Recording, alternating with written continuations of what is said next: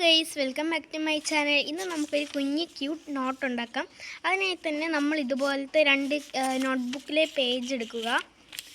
ഇതൊരു കുഞ്ഞ് ജേണൽ പോലെ തന്നെ നമുക്ക് ഉണ്ടാക്കാം കേട്ടോ. ഫസ്റ്റ് തന്നെ ഇതുപോലെ ഒരു രണ്ട് പേപ്പർ എടുക്കുക. നിങ്ങൾക്ക് വേണ്ട അത്രയും പേപ്പർ എടുക്കാം.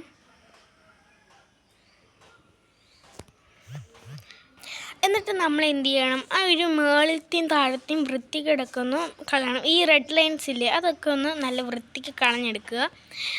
ഇനി ഇത് എന്താ ചെയ്യേണ്ടതെന്ന് വെച്ചാൽ, ഈ പേപ്പറിൽ നിന്ന് അത് ഇങ്ങോട്ടൊന്ന് മടക്കുക. ഈ സ്റ്റെപ്പ് സാധാരണ ഇതിങ്ങോട്ട് മടക്കുക. ഫുൾ നല്ല വൃത്തിക്ക് തന്നെ ഫോൾഡ് ചെയ്യുക. രണ്ടെണ്ണം ഒരേപോലെ തന്നെ ഫോൾഡ് ചെയ്യണം.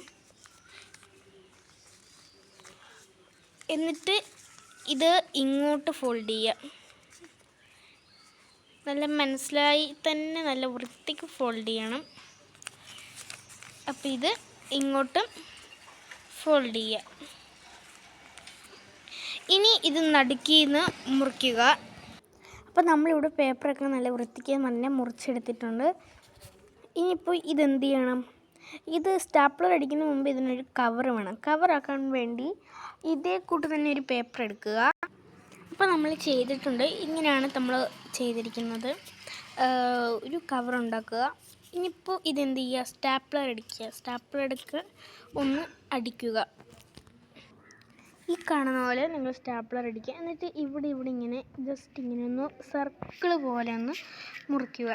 ഇനി എന്ത് ചെയ്യുക, നിങ്ങൾക്ക് ഇഷ്ടമുള്ള നല്ല ഷെയ്ഡിങ് ആയിട്ടുള്ള 2-3 കളേഴ്സ് എടുത്ത് ഇതുപോലെ കൊടുക്കുക. നല്ല ഭംഗിയായിട്ട് തന്നെ കൊടുക്കണം. ഞാനിപ്പോൾ ഇത് ഈ ഒരു രീതിയിലാണ് കൊടുക്കാൻ പോകുന്നത്. അപ്പോൾ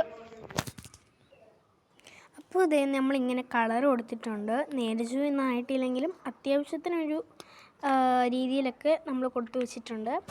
അപ്പോൾ ഇതുപോലെ നിങ്ങൾക്ക് കളർ ചെയ്യണമെന്നുണ്ടെങ്കിൽ ഈ സ്കെച്ച് ഞാൻ നല്ല അടിപൊളി സ്കെച്ചാണ്. ഇത് വേണമെന്നുള്ള നല്ല സാധാരണ കടയിൽ തന്നെ കിട്ടുന്നു. ഡോംസിൻ്റെ അല്ലാത്ത വേറൊരു ഇത് കമ്പനിയാണ്. അപ്പോൾ എല്ലാവരും ഒന്ന് മേടിച്ച് നോക്കുക കേട്ടോ.